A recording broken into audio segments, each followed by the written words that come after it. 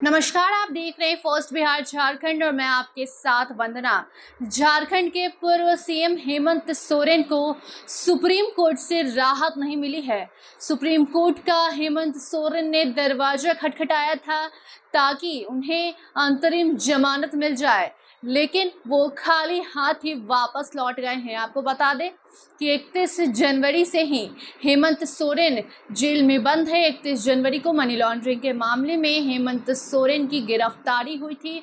उसके पहले भी कई बार ईडी ने हेमंत सोरेन को बुलाया था पूछताछ के लिए।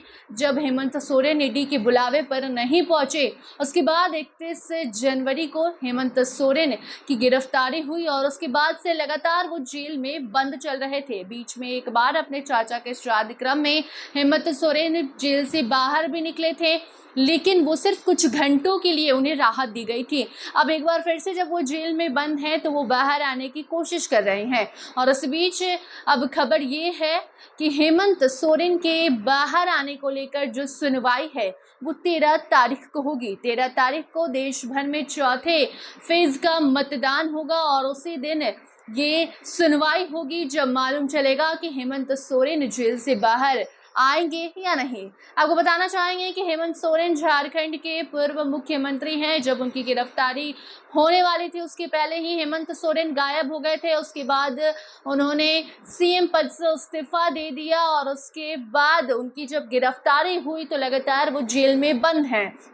चुनाव का मौसम है, ऐसे में उनकी पार्टी को उससे खूब असर भी पड़ रहा है और यही कारण है कि अब वो चाहते थे कि जेल से बाहर आ जाएं। भले ही अब वो मुख्यमंत्री नहीं हैं, लेकिन अभी भी उनका जो रुतबा है वो पहले जैसा ही है। उसी को बरकरार रखने के लिए इस चुनावी माहौल में वो बाहर आने की कोशिश कर रहे हैं, लेकिन उन्हें कोई भी राहत नहीं मिल रही है।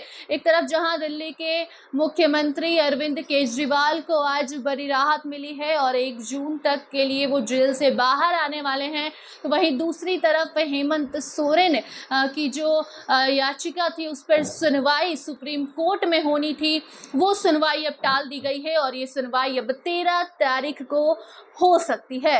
आपको बता दें कि हेमंत सोरेन ने पहले हाई कोर्ट का दरवाजा खटखटाया था और वहां बताया था कि हमारी जो गिरफ्तारी है वो गलत है, कोई भी साक्ष्य ईडी के पास नहीं है, इस गिरफ्तारी के पीछे किसी का बड़ा हाथ है, साजिश के तहत हेमंत सोरेन को फंसाया जा रहा है। लेकिन जब हाई कोर्ट में सुनवाई हुई उस दौरान हेमंत सोरेन की गिरफ्तारी के साक्ष्य को लेकर ईडी ने कहा कि हम आपको प्रूफ दे रहे हैं और उसके बाद उस याचिका को खारिज कर दी गई। जिसके बाद हेमंत सोरेन सुप्रीम कोर्ट जाते हैं और सुप्रीम कोर्ट का दरवाजा खटखटाते हैं और जब सुप्रीम कोर्ट का वो रुख मोड़ते हैं तो आज जो खबर सामने आई है वो ये है कि सुप्रीम कोर्ट ने भी हेमंत सोरेन को कोई राहत नहीं दी है। 13 मई को अब एक बार फिर से सुनवाई होगी और मालूम चलेगा कि हेमंत सोरेन जेल से बाहर आएंगे या फिर नहीं आएंगे। कोई खबर आती है तो आपको जरूर बताएंगे। देखते रहिए फर्स्ट बिहार झारखंड। धन्यवाद। पनोरमा ग्रुप, जो सोचता है वो करता है। आपके अपने सपनों का आशियाना। ये लो, मुंह मीठा करो। आज मैंने अपना जॉब छोड़ दिया, अब हम पूर्णिया वापस जाएंगे। जॉब छोड़ दिया है? मतलब ये घर कैसे चलेगा? हम करेंगे क्या? और माँ बाबूजी क्या बोलेंगे? इसलिए मैं एक और मिठाई का डब्बा लाया।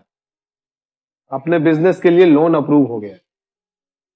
अरे लोन अप्रूव हो गया वो तो ठीक है, लेकिन पूर्णिया में हम रहेंगे कहाँ? अपना घर भी तो नहीं है वहाँ। इसलिए तो एक और मिठाई का डब्बा अलग से लाया हूँ। हमने पूर्णिया में घर ले लिया है, पूर्णिया के ई होम्स पैनोरमा में। पूर्णिया में पैनोरमा ग्रुप लेकर आए हैं ई होम्स पैनोरमा।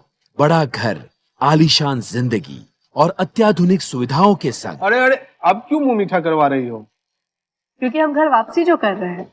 घर वापसी की खुशी पूर्णिया में ई होम्स पैनोरमा के संग।